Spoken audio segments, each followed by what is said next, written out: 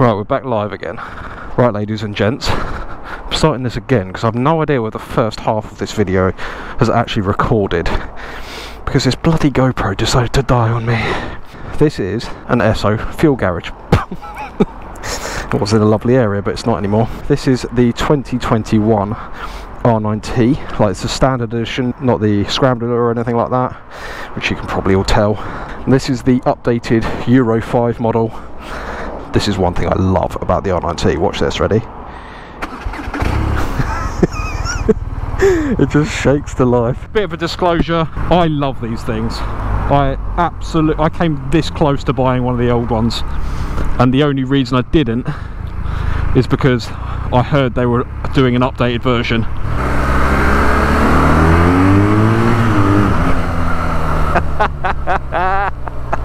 So it's basically the same bike as it was before. However, they've updated it for Euro 5, and they've also added a few little tweaks to make it a bit better.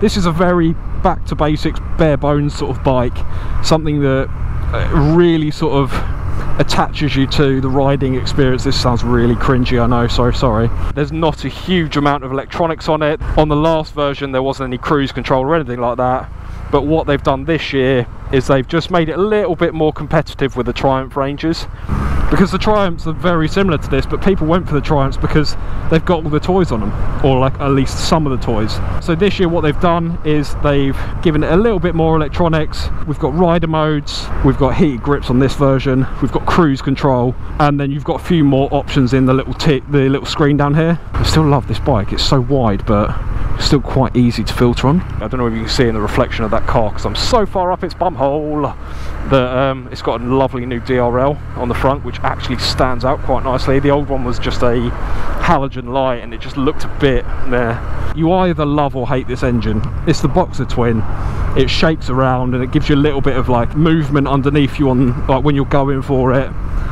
It is just so much fun, and I mean for me it is anyway. I know some people can't stand the Boxers, they're not as refined as like a parallel twin or anything, but I just think it gives the bike so much more character, and that's what you buy something like this for. You don't buy one of these bikes because you want it to be economical and smooth and all that sort of stuff. You buy one because you want an experience to ride on a Sunday kind of thing.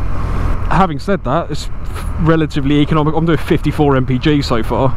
One thing I don't think they've added this year, which would have been nice, is a fuel gauge. The last one didn't have a fuel gauge, and it doesn't look like having a flick through the menus. I can't see any fuel gauge on this either. Talking about the screen, on the left you've got trips, your temperatures, time, mileage, yeah, odometer, that's what I mean, that's what I was thinking about. On the right you've got your instant MPG, normal MPG, engine temperature, average speed, voltage, and then back to MPG, and you've obviously got your gear indicator. There's no fuel gauge, which would have been nice for them to add, but it's not the end of the world. How wide was that guy's arms? Oh, I tend to just get down to when it starts flashing and then go and fill up straight away. This is like a 14 or 15 litre tank, so say you got to the fuel station, you fill it up and you've got 3 litres left, and you can roughly work out how many miles you've got before you have to fill up.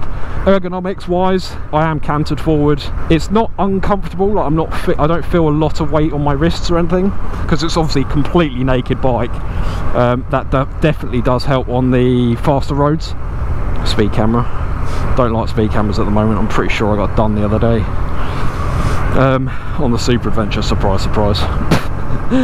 Your legs are at slightly more of an acute angle than 90 degrees. They're sort of just tucked underneath you, but I'd say they're under the back of my thighs, if that makes sense. One thing you do get with this bike is a lot of people look at you. It's a very retro looking bike, and I think at the moment, well, people have always loved retro looking bikes.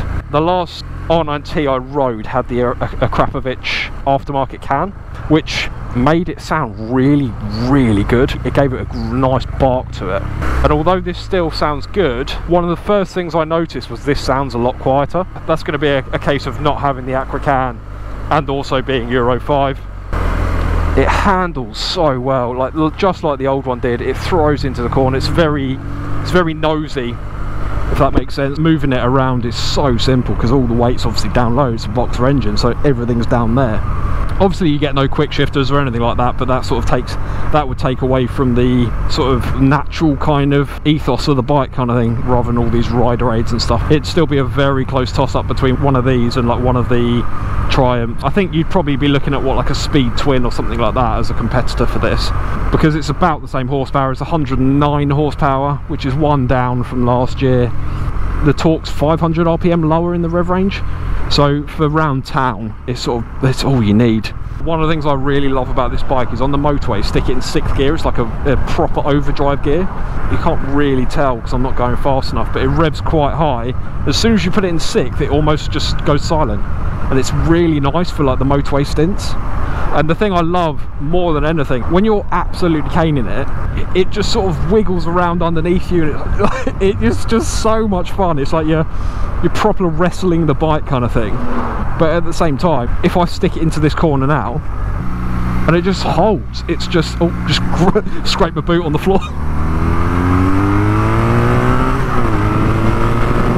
The wind blast is fine as well, it's very clean air. They've still not relocated this ignition barrel, and you can see here that BMW have put a bit of gaffer tape or electrical tape on the tank to stop it scratching. The other little changes they've made, they've got an adjustable preload knob on the back, kind of a knob on the back, which means you can actually dial up and down the preload, which is nice for if you're carrying a pillion or luggage or anything like that. It's got cruise control now, so you can actually go and do a longer tour on this, or like a longer journey, should I say. The really ghastly looking fuel injection hoses that were on the last one down here, they've got rid of that and they've hidden that, which is so nice, because that's one of the things, like, it looks like such a sleek bike, and then you see stuff like that and you go, oh come on, that was such a simple sort of small thing they could have done. I'm so glad they've done it on this year's model. You can go for the Pure or the Scrambler, but I do think the only reason I'd buy the Pure is if I was doing a custom build, because there's no point in paying the extra for the nice suspension when you're going to upgrade it anyway. Although I like the look of the Scrambler and like the Urban GS, I've seen leaked photos of an updated one for next year, which will have a 21-inch front wheel and a bit beefier suspension. So if you wanted the Scrambler, currently I'd say that the Triumph Scrambler 1200 is a better option. But if you want a naked bike which is just a laugh, like a proper hoot, and you're not bothered about doing off-road, I think this thing is awesome. I think it's so good. I'd want to stick the aftermarket exhaust on it, but that's because it's a Euro 5 bike. All bikes are going to be a bit quiet nowadays. It looks cool, it goes really well, and it sort of jiggles and throws you around a bit, which I really like in a bike. Why are you stopping? Why did you need to do that? So you've got the fun element, and you've got the sort of look cool, feel like really cool vibe. I'm about 5'9"-ish, just over, and my feet are flat on the floor. Like, there's literally, I've got bent legs and everything. Just look at it shaking. The switchgear it's still nice. It's like obviously a nice black switchgear, but I think it could be a bit nicer. I don't know if that's me just being really critical. Like, it just looks quite plasticky. It's got cruise control and all the extra stuff that you want now, like the rider modes, and you've got like cornering ABS and stuff like that. I made a mistake in one of my previous videos saying that this was 15 grand or something like that, but it's not. I think the Pure is about 10.5 grand ish. The Scrambler is 11.5-ish, and the fully fledged like R Nine T is about 13.5. The clocks look so much nicer this year. They're like the new updated ones. They do still shake a bit, like the last ones used to shake. This update has just made it so much more worth it, because I think paying 13.5 grand for the previous model, when you didn't get cruise control, you didn't get LED lights or anything like that, you sort of sat there going, yeah, but why wouldn't I just buy a Scrambler for 13 grand? Because it's got all of that stuff. But this has just brought it, this brought it right back up to where it should be. That guy waved to me when I came past earlier. Yeah, as you can probably tell, I'm a little bit smitten with these things.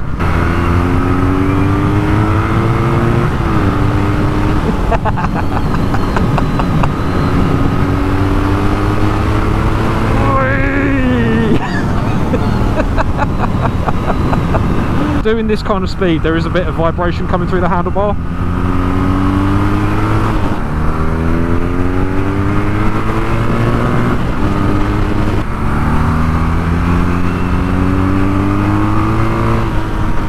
when it gets over 5,000 or 6,000 RPM, it really picks up. This has always been a bike that's really tickled my pickle, and this update has just made it that much better. It's just so much better. It does everything I want it to. See what I mean? It's just over 5,000 RPM, it just picks up. I'm going back into Beamer and I'm going to pick up a different bike to ride. Something that couldn't actually be much more different to this. Thank you very much for joining me, and I will see you in the next one.